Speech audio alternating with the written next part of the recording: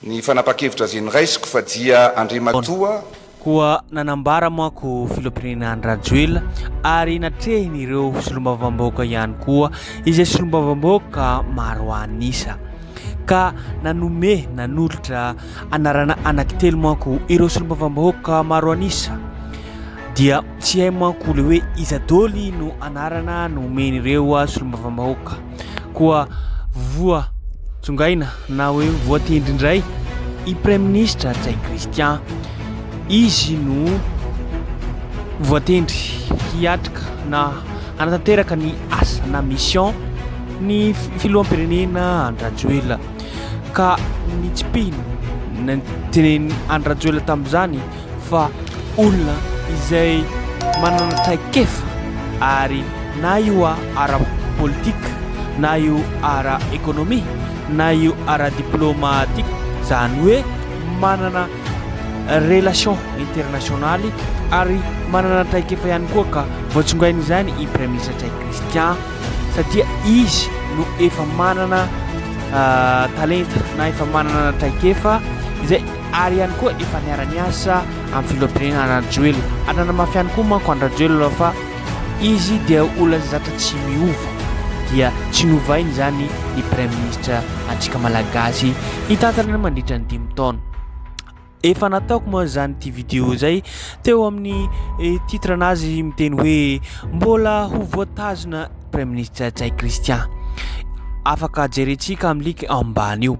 Zay no zavatra masaka androany ary ny namafisy ny Andrajoela ihany koa fa tsy handefitra izy amin'ireo ministra na iza na iza manao kolikoly ary natsipiny ihany koa fa hoe ny safidy ny ministra amin'ity taona mandaa ity dia tsy maintsy manao test zany hoe tsy maintsy tsongaina aloha iza daholo izay olona manana traikefa na io ara-politika na ara-ekonomia izay olona fa manana traikefa dia afaka safidianana ho ministra amin'izay izay olona manao kolikoly ihany koa dia fahaizana tsisy kinamanamana izany hoe hanao kolikoly dia hoe tsy maty manota tsy maintsy fahaizana ny olona manao kolikoly hoe filoham-pirenena Andrajoela na iza izy mba izay koa izy mba tsy ho maro ireo kandida na hanolotra dossier CV izay ho ministra eo.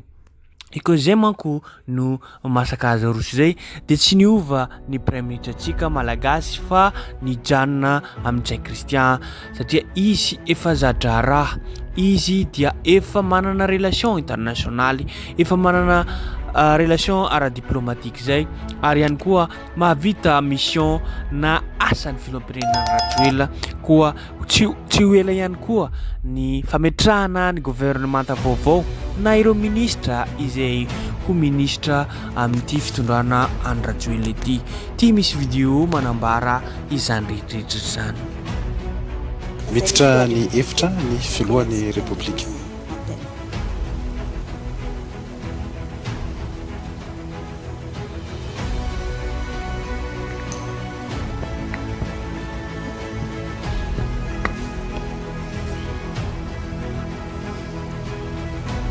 ry vahoaka Malagasy manerana ny nosy ianareo solombavambahoaka manatrika etona toko klasy toko vavy tao anatiny ny fifidianana ho filoham-pirenena tamin'ny 2010 ny volana novembre 2024 iny dia miroso isika ankehitriny amin'ny fametrahana ny rafi-pitantanana ara-panjakana koa araky ny andininy fa 450 ny lalam-panorenana dia nanolotra anarana telo tampoa ianareo solombavambahoaka mikambana ao amin'ny vondrona antoko manana ny maro anisa eo anivon'ny antenimieram-pirenena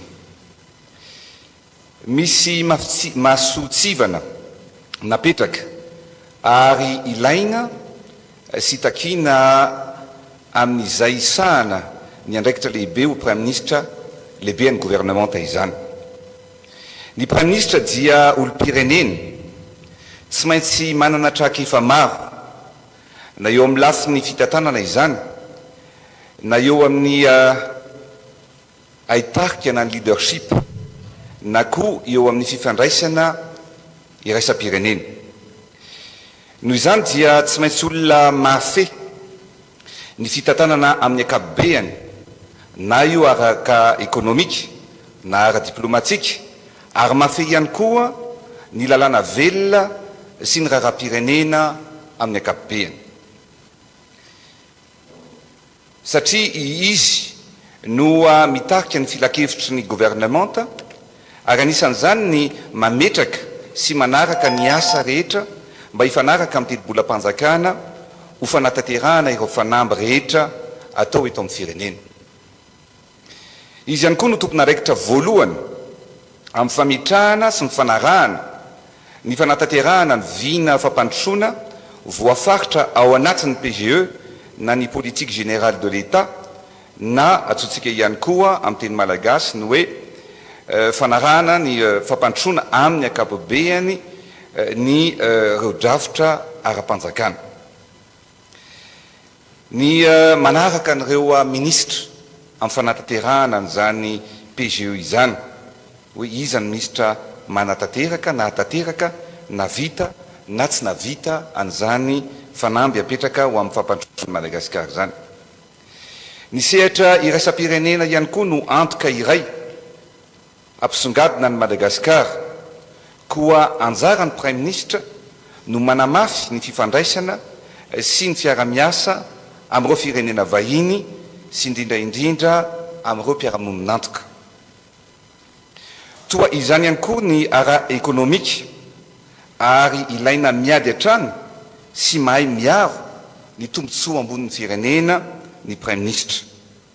Ilaina ihany koa ny fifehezana ny lalàna velona misy eto amin'ny firenena satria ny fanapa-kevitra rehetra izay ho raisina dia tsy maintsy atao manaraka ny lalàna sy ny fenitra ao anatin'ny lalàna. Masina loatra ny fatokisana napetraky ny vahoaka malagasy amiko ary tsapako fa miandrandra fampandrosoana mipaka isaky ny tokantrano ny olom-pirenena. Noho izany dia mila mitondra vahaolana aingana sy maharitra isika eo amin'ireo fanamby apetraka sy ny olana iainana ankehitriny sy ny ainany vahoaka hatr'iray ihany koa. Koa rehefa nandinika lalina sy namakafaka tamin'ireo anarana telo natolotra OPM izay natolotrareo solombavam-bahoaka tsy natao ankaterena fa natao ankitsipo dia misy antony telo lehibe tsy maintsy anapahantsika sy andraisantsika fanapa-kevitra. Ny voalohany izany dia mila olona zadraraha sy mahintsy ary tsy mivady pitokisana. Faharoa dia mila olona mafe ireo asa fampandrosoana sy ny fanatanterahana ireo vina efa natomboka ny tenako. Fahatelo dia afaka volana vitsitsika dia hiatrika fividianana solombavam-bahoaka ihany koa ary anamarika sy amaritra izay manana ny maro anisy eo anivon'ny antenimera-pirenena io fividianana solombavam-bahoaka izay ho apetraka eo. Noho izany dia fantatrareo fa za dia tsy tia manovanova. Noho izany dia mifanapa-kevitra izay ho raisiko dia fanapa-kevitra ampahendrena. Fanapa-kevitra ahafahantsika miasa, manohy ny asa, manatanteraka ny asa aingana. Ka rehefa nandinika sy namakafaka ny tenako, izy telo mianadahy mianakireo dia samy manana ny fahaiza-manao daholo. Ao ny afaka ametrahana ny fatokisana. Ny fatokisana izany moa ny loyauté ho iaho dia zavatra tena sarotra ankehitriny satria ny olona izay nomena fatokisana dia matetika mivady bely rano. Noho izany zany loyauté izany dia zavatra masina sy sarobidy loatra amiko. ka rehefa nandinika sy namakafaka dia ambarako ary amin'ny fomba ofisialy androany ny fanapa-kevitra azy noraisiko fa dia andrimatoa Ntsay Christian no iandraikitra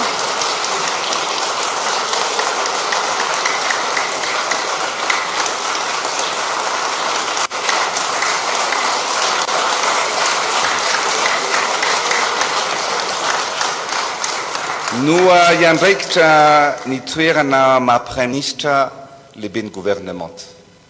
Efa mahafantatra ny fomba fiasako izy. Misy ny fandovany tsika eo apetraka eto amin'ny firenena. Ny zavatra maro mantsy no zavatra iova eto amin'ny fitantanan-draharaha ny firenena. Noho izany dia olona afaka nametrahantsika ny fatrikisana izy. Ary mintsy manatena aho fa ametraka fomba fiasa vaovao izy ary hoentitra sy tsy andefitra amin'ny sakana rehetra mety ampiraikitra ny fampandrosoana satria mila vokatra aingana sy azo sapaitanana ihany koa ny vahoaka malagasy. Zavatra tiako ambara aminareo dia izao no filoham-pirenena tsy nanova praiminisitra nandritra ny mandako iray manontolo. Misy antony ary inoky ihany koa fa ny fahazahoana ny majorité amin'ny fifidianana manaraka no ahafahantsika mamaritra sy mametraka olona mety efa voaofana afaka hitarika sy hitondratsika amin'izany fiovana vaovao izany.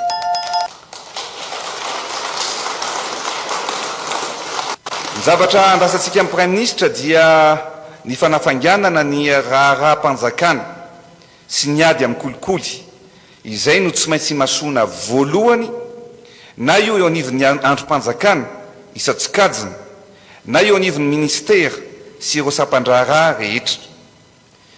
Tsy zavatra mora ny ady amin'ny fahantrana sy ny fampandrosoana ity tanindrazana malalatsika ity ka na inona no mety ho sakana dia tsy maintsy atrehantsika ary tsy maintsy mandroso i Madagasikara sy ny vahoaka malagasy rehetra.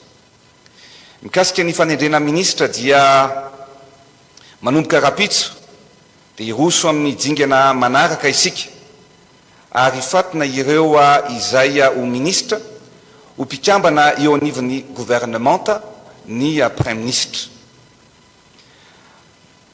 Antitra teriko ihany izay efa nolazaiko fa lehibe loatra ny adidy miandry sy andrandray ny vahoaka koa hoentitra ny fanadiadiana sy ny fifatenana.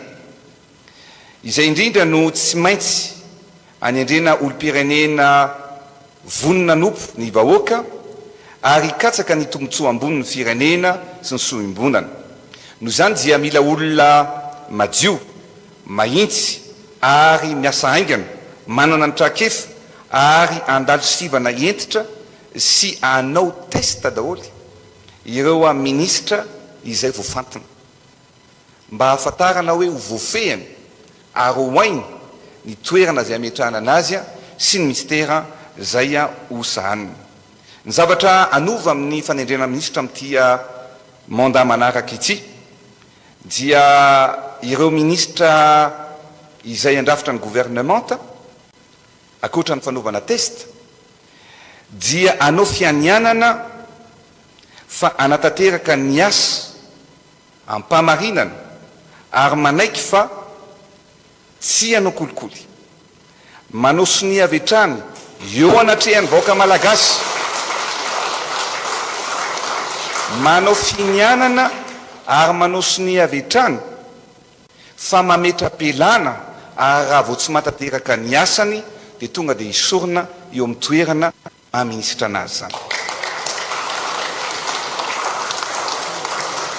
Mino afa vitsy ny olona ho sa anao minisitra satria izay manao kolikoly dia tonga dia ho faizina araka ny lalàna velona.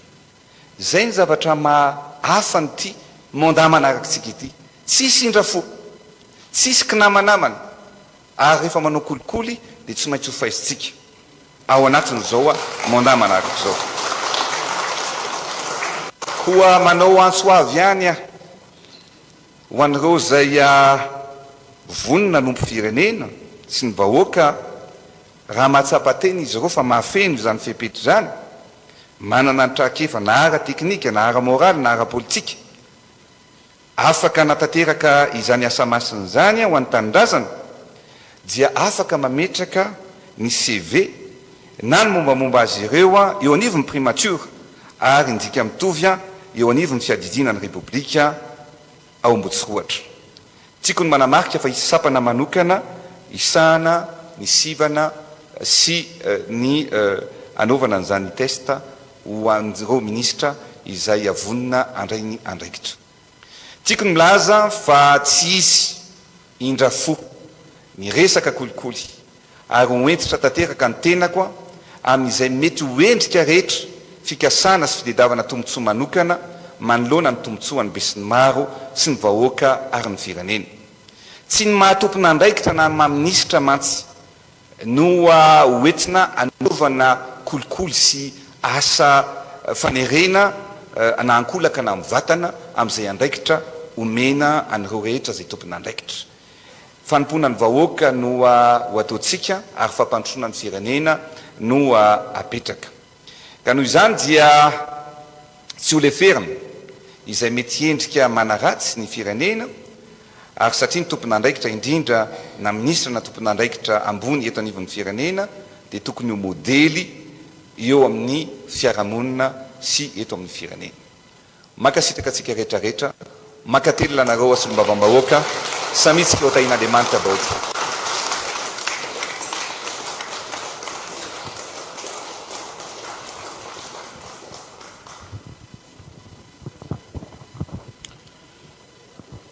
Izay ny lahateny fohy tanatin'ny fanendrena ny Praiminisitra lehiben'ny gouvernemanta izay.